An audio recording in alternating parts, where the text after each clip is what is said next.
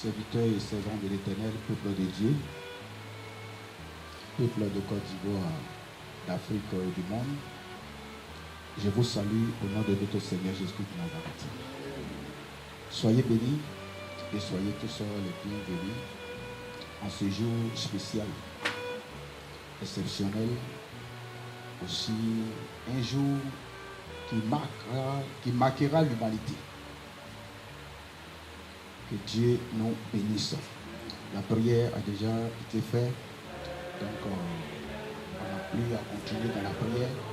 On va aller droit dans le sujet qui nous rassemble ici. L'unité du Corps de Christ pour l'organisation du royaume a déjà été présentée par le modérateur. Donc je ne vais plus revenir encore dessus. Sur ce sujet, on va aller maintenant droit au but. Nous sommes aujourd'hui le 29 avril 2025, qui fait jour pour jour 14 ans, 14 années que le Seigneur nous a rassemblés, précisément devant le palais de la justice de Yopougon, par mon canal. Je suis sorti le 9 avril et le rassemblement a eu lieu le 29 avril. Depuis lors, on ne s'est plus séparés. Nous sommes restés ensemble pour accomplir la tâche que le Seigneur nous a confiée. Nous nous sommes rentrés dans le moment de jeûne de 3 jours de prière pour la nation. À ce temps-là, nous savons tous ce qui c'est que la Côte d'Ivoire, qu'est-ce que la Côte d'Ivoire était devenue. Notre nation était vraiment à un moment vraiment très difficile. C'était que vraiment des obus, des bombes qui descendaient, qui pleuvaient sur le pays. Et précisément même sur la commune de Yopougon. C'est à cette période-là que le Seigneur a bien voulu que je sorte pour aller communiquer sa volonté aux Ivoiriens et au monde entier. Alors, lorsque nous avons démarré ce travail, le Seigneur a bien voulu qu'après le moment de jeûne de 3 jours, on partage l'équipe en 7 groupes.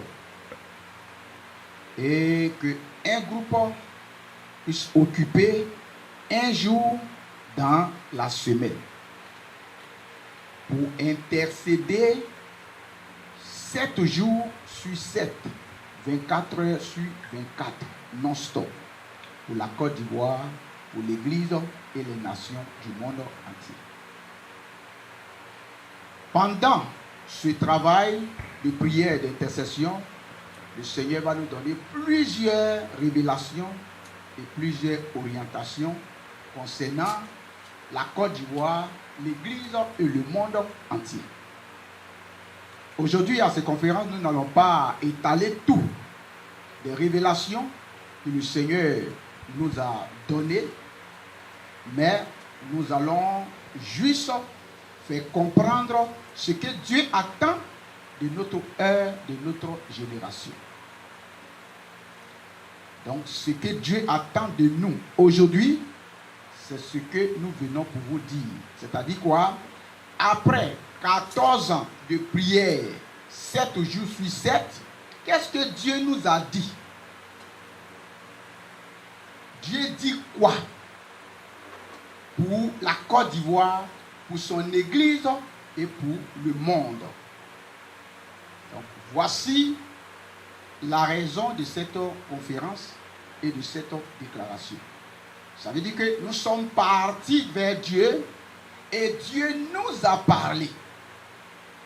Et Dieu nous charge de venir dire à son Église, la Côte d'Ivoire et les nations du monde entier, ce qui est sa pensée. Donc, que tous pressent l'oreille pour écouter attentivement tout ce qui sera dit en cette conférence. Car le sort de l'humanité dépendra de la façon dont il comprendra, qu'il acceptera ce qui sera dit dans cette conférence. Nous sommes sur une terre. Et cette terre a un propriétaire. Pour savoir que aucun être humain n'est le propriétaire de ce monde et que chacun de nous ne sait d'où il vient avant sa naissance. Donc l'orgueil de l'homme s'arrête là. Chaque être humain aussi ne sait d'où il se trouve dans ce monde des hommes sur cette terre des hommes. Quel que soit son âge ou ses études qu'il a fait, ce monde, personne ne connaît ici. Troisième chose, nul ne sait après sa mort où il va. Donc nous sommes tous au même niveau. Il y a un propriétaire. Il y a quelqu'un qui a fait ce monde dans lequel nous sommes. Et il a donné ça aux hommes de vivre, de conduire, de diriger les choses sur cette terre des hommes. Alors, je tiens la parole ici au nom de celui qui a créé le monde. Je tiens la parole ici au nom du propriétaire de la terre, des humains. Je tiens la parole ici au nom de celui qui a soufflé dans la narine de l'homme et qu'il est devenu une âme vivante. Donc, je ne parle pas au nom d'un individu mortel dont son souffle s'arrête au bout de ses nez. Mais je parle de la part de celui qui est, et qu'il était, qui est et qu'il sera. La preuve en est que le monde a placé l'aiguille de sa montre sur sa naissance. La preuve en est que l'histoire tourne autour de son nom. Que ce soit en anglais ou en français ou je ne sais, c'est autour du nom du propriétaire du monde que l'aiguille de la montre est fixée. L'histoire avant Jésus-Christ, l'histoire après Jésus-Christ. Il est l'alpha et l'oméga. C'est lui qui m'envoie parler au peuple de la terre. Que tous ceux qui ont des oreilles écoutent et qui comprennent ce que l'Esprit dit. Car la Bible dit dans Amos, chapitre 3, le verset 7, que Dieu ne fait rien sans au préalable révéler cela à ses prophètes, ses saints serviteurs. Dieu ne surprend pas les hommes. Dieu donne toujours son programme à l'homme avant qu'il n'agisse. Parce qu'il ne veut rien faire sans associer l'homme.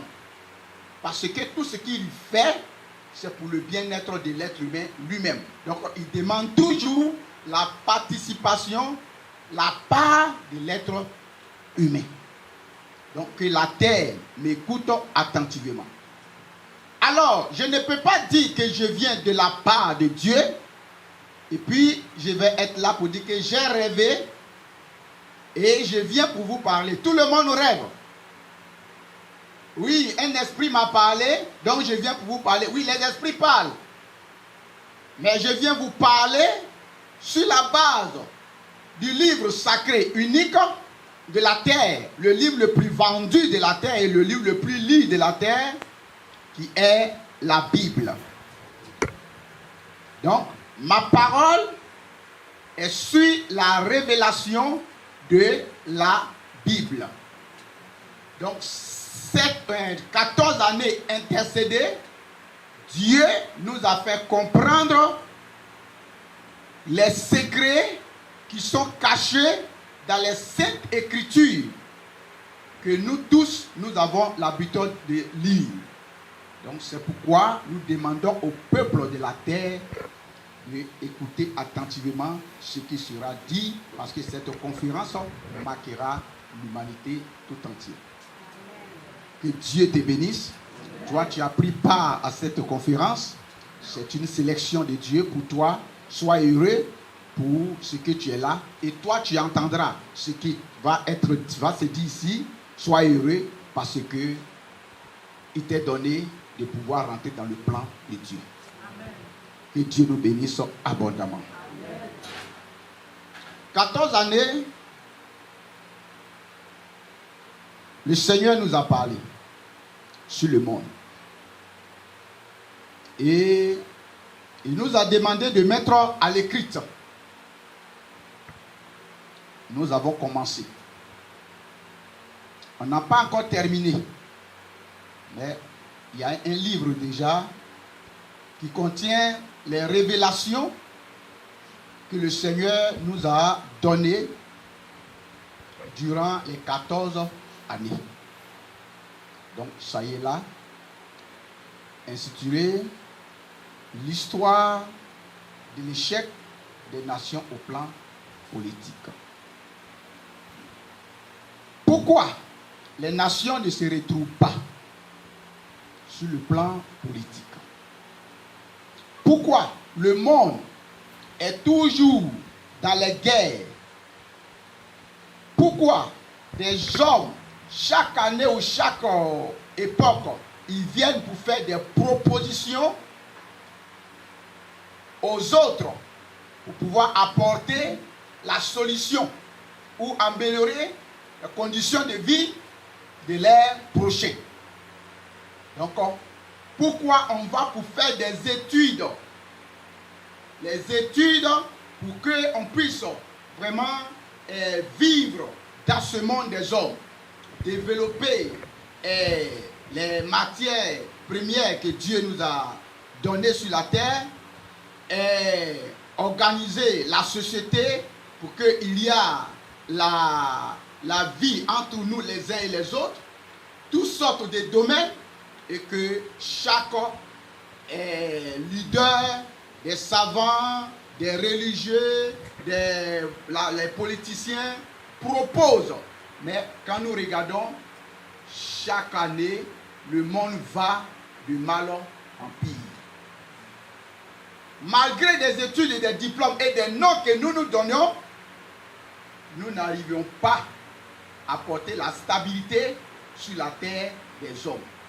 Parce que il y a des causes. Or, nous savons que tout mal, tant qu'il n'est pas encore diagnostiqué, on ne peut pas trouver de remède. Gloire soit rendue à Dieu. Les 14 années, Dieu nous a révélé la source des situations que nous vivons sur la terre des hommes. Pourquoi nous ne trouvons pas la solution? Dieu nous a montré maintenant la source. Nous pouvons acclamer le Seigneur pour ça.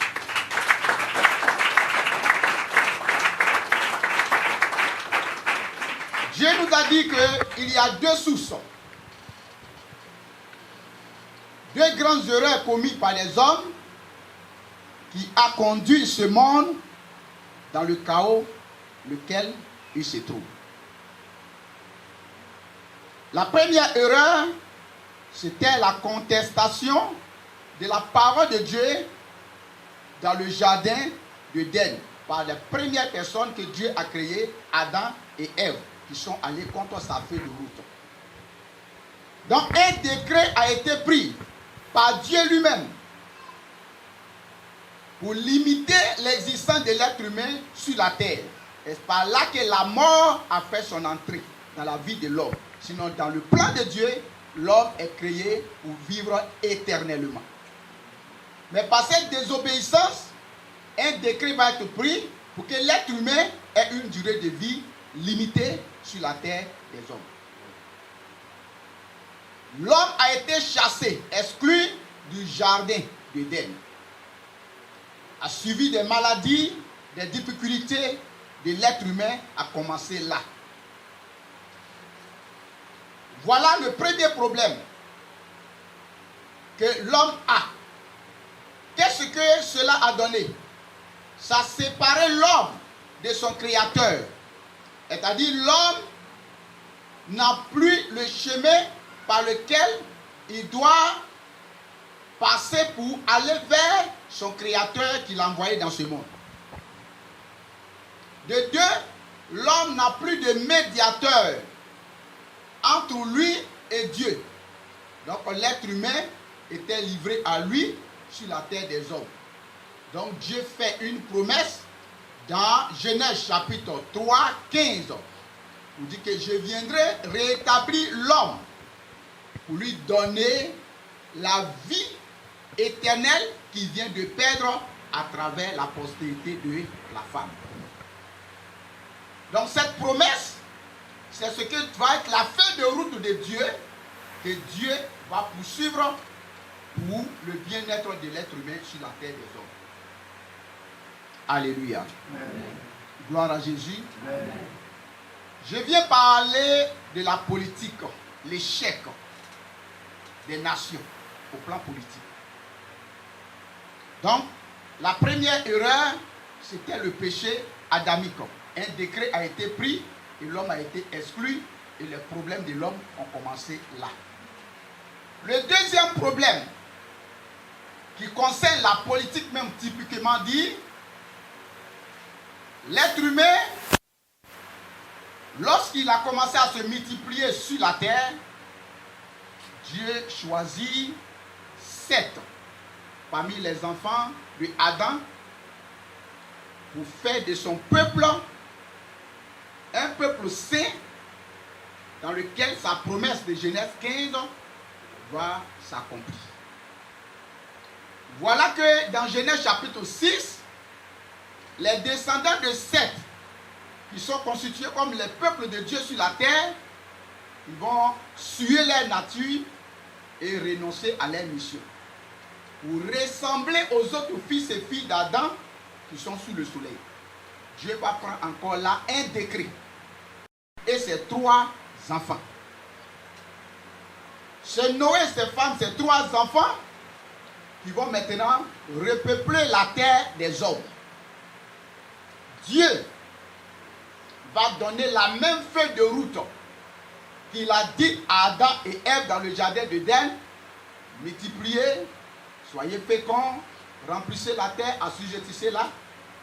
Voilà que les descendants de Noé, lorsqu'ils ont commencé à se multiplier, ils vont aller contre cette feuille de route en se disant que bâtissons-nous une ville et construisons une tour, donc le sommet touchera le ciel.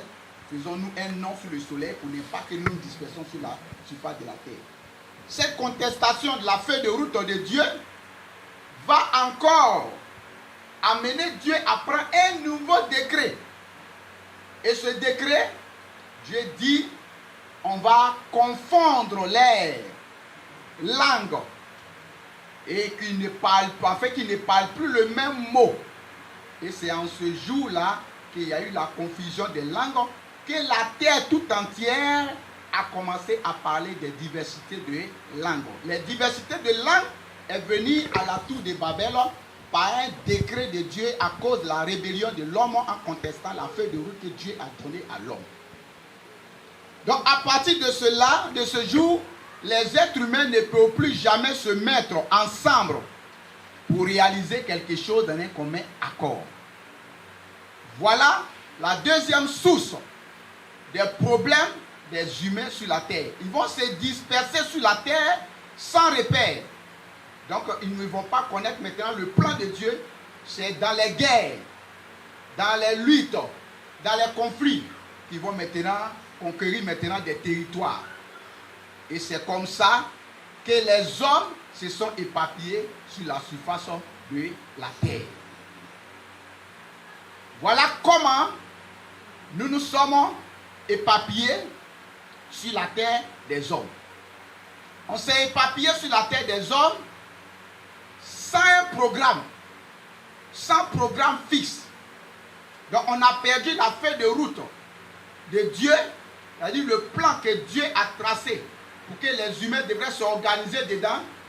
Les humains n'ont pas respecté ça et ils sont répandus sur la terre par les divisions, par les guerres par les conflits. Donc c'est comme ça que nous sommes établis sur la surface de la terre. Dieu l'a permis parce que cela est rentré dans son plan. Son plan, son projet est que les hommes remplissent la terre et qu'il a peuplé. Mais les hommes ont rempli la terre, ils ont peuplé la terre sans la feuille de route de Dieu.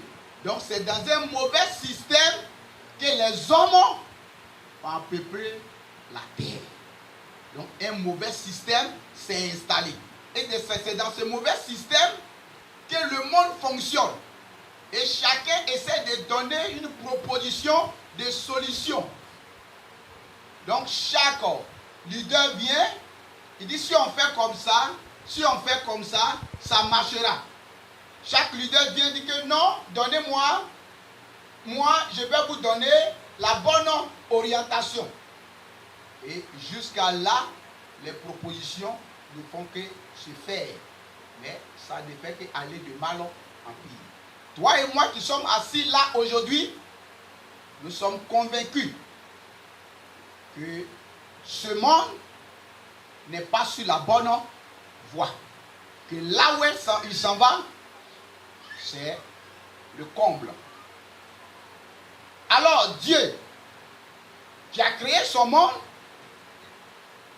pendant que les hommes étaient en train de se multiplier sur la terre, il va désigner Abraham pour faire d'Abraham un peuple saint. Pour que des descendants d'Abraham deviennent maintenant son peuple et ses messagers. Donc il fait Israël une nation pour deux raisons. La première raison pourquoi il fait Israël une nation, son peuple, c'est pour que il puisse avoir un peuple saint dans lequel lui, Dieu, il va paraître dans la chair humaine, adamique, qui a séparé l'homme de son créateur. La deuxième raison pour qu'il fait Israël un peuple, c'est pour que Israël puisse montrer le modèle de la bonne gestion, de la bonne gouvernance pour la paix des nations qu'il a voilé aux hommes à cause de leur rébellion à la tour de Babel. Donc Israël devrait être la nation modèle qui allait présenter cela aux autres nations du monde entier. Voilà le plan de Dieu, comment nous devrions nous organiser pour qu'on puisse trouver la paix, le bonheur dans ce monde des hommes. Voici le problème est que Israël renonce, rejette le plan de Dieu. Et Israël dit à Dieu, au temps de Samuel, que nous voulons un roi comme les autres nations. Tout cela est écrit ici. Je vais conclure pour qu'on passe maintenant à la déclaration. Et après la déclaration, les questions nous permettront de plus faire comprendre les différents points. Alléluia. Donc Israël a réclamé un roi pour dire que nous voulons un roi comme les autres nations. Donc comme, c'est vrai qu'Israël se compare aux autres nations qui vivent dans le désordre. Lui qui devrait être la lumière, lui qui devrait être la locomotive, lui qui devrait être le modèle sur lequel les autres nations devraient copier, Israël venait de renoncer le modèle qu'on devrait présenter au monde. Et c'est pourquoi le monde reste toujours dans ce même désordre. Dans les 14 années d'intercession, Dieu nous donne maintenant ce qu'il a voilé aux hommes dans le jardin, à la tour de Babel, son programme qu'il a voilé aux hommes, il nous révèle pour venir maintenant donner ce programme maintenant à l'humanité. Voilà pourquoi nous sommes là en ce moment. Dieu a créé ce monde, je conclue. Dieu a créé ce monde et il a donné aux hommes comme un paradis, lieu pour régner, pour vivre. Dieu n'a laissé rien qui manque à l'être humain. Nous avons le paradis ici. Mais le problème qui pose est que nous sommes sortis de la feuille de route de Dieu. Dieu n'a pas créé les hommes pour que les hommes s'entretuent. Dieu n'a pas créé les hommes pour que les hommes se maltraitent, se prennent en otage les uns et les autres. On n'a pas besoin de la mort de l'autre pour que je sois heureux. Mais au contraire, la vie de l'autre auprès de moi me rendra plus heureux. Donc nous venons aujourd'hui pour montrer ou pour dire à l'humanité le plan, le projet de Dieu qu'il faut à l'être humain pour être heureux. Je conclue pour dire Dieu a créé chaque être humain pour être participant ou bâtisseur de ce monde dans lequel nous nous trouvons. Sur deux niveaux. Le premier est que chaque être humain possède une capacité de talent ou de don pour pouvoir porter à la société. Deuxième chose, chaque être humain doit être fécond, procréer. Mais quand tu mets un enfant au monde, tu participes à la continuité du monde et tu participes à la construction de ce monde. Donc pour bâtir ce monde, ce n'est pas quelqu'un qui a eu le diplôme. Pour bâtir ce monde, ce n'est pas quelqu'un qui est assis à la tête d'une nation ou d'une organisation. Mais chaque être humain sur terre est appelé à bâtir ce monde. Alors, on doit rentrer dans le plan de Dieu pour que chaque être humain puisse accomplir sa mission sur la terre tranquillement comme Dieu l'a envoyé pour venir faire. Dieu aime le monde, mais Dieu n'aime pas le système dans lequel le monde fonctionne. C'est pourquoi il nous envoie pour vous montrer maintenant le système qu'il veut pour le bien-être des êtres humains sur la terre. Que Dieu nous bénisse. Que la grâce du Seigneur soit sur nous. Alors, il m'a dit, déclare cette parole afin que le monde entier entende. Donc nous avons une déclaration à faire à toute l'humanité. Je dis bien toute personne dont en son corps coule le sang dans ses veines, qui vit sur cette terre des hommes, peu importe le titre qu'il peut se donner ou qu'on peut lui donner, il est concerné. Donc écoutons tous la déclaration du Seigneur, le propriétaire de ce monde. De nos générations, il prend encore un décret afin que l'humanité sache que il est le propriétaire de ce monde. Donc que la terre fasse silence pour écouter le décret et la déclaration du Très-Haut de notre